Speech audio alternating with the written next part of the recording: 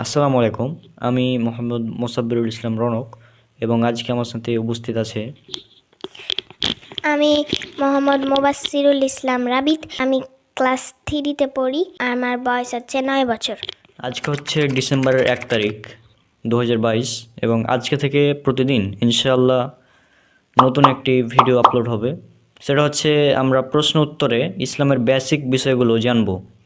সেজন্য এই সিরিজের নাম হচ্ছে প্রশ্ন উত্তরে ইসলামকে জানি। আমরা প্রতিদিন প্রায় 5টি প্রশ্ন করব এবং তার উত্তরটা আমরা দেওয়ার চেষ্টা করব ইনশাআল্লাহ। আমি এখন রাবিতকে প্রশ্ন করব।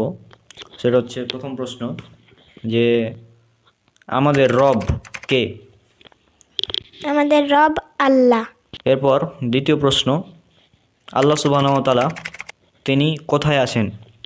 আকাশের ঊর্ধ্বে ও আরশের উপরে। আল্লাহ সুবহানাহু ওয়া তাআলা আছেন আরশের উপরে। এই ব্যাপারে কি কোনো আয়াত পবিত্র কোরআনে আছে? হ্যাঁ আছে, সূরা তহার 5 নম্বর আয়াতে। সূরা তহার 5 নম্বর আয়াতে বলা হয়েছে আর রহমানু আলাল আরশিস তাওয়া, অর্থাৎ মহান আল্লাহ সুবহানাহু ওয়া তাআলা তিনি আরশের উপর সমুন্নত। এছাড়াও এই সূরা তহা 5 নম্বর আয়াত ছাড়াও আরও প্রায় 6টি আয়াত রয়েছে, অর্থাৎ পবিত্র কোরআনে মোট 7 জায়গায় বলা হয়েছে আল্লাহ সুবহানাহু ওয়া তাআলা আরশের উপর। এবং আমি একটা ভিডিও বানিয়েছিলাম এ ব্যাপারে যে আল্লাহ সুবহানাহু ওয়া তাআলা কোথায়। আকিদা সিরিজের প্রথম ভিডিওটা দেখে নেবেন ইনশাল্লাহ, তাহলে আপনারা পেয়ে যাবেন। এবার 4 নম্বর প্রশ্ন, সেটা হচ্ছে আমরা আমাদের আকিদা কোথা থেকে গ্রহণ করব?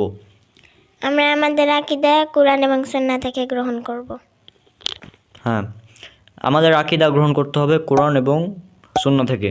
এবার 5 নম্বর প্রশ্ন, সেটা হচ্ছে পবিত্র কোরআনে মোট কতটি আয়াত রয়েছে? পবিত্র কোরআনে মোট 6236টি আয়াত রয়েছে। তাহলে রাবিত আজকে আমাদের 5টি প্রশ্নের উত্তরই সুন্দরভাবে দিতে পেরেছে। আর সর্বশেষ উত্তর যেটা বললো সেটা হচ্ছে যে পবিত্র কোরআনের মোট আয়াত সংখ্যা 6236টি, কিন্তু আমাদের সমাজে প্রচলিত আছে বলে 6666টি।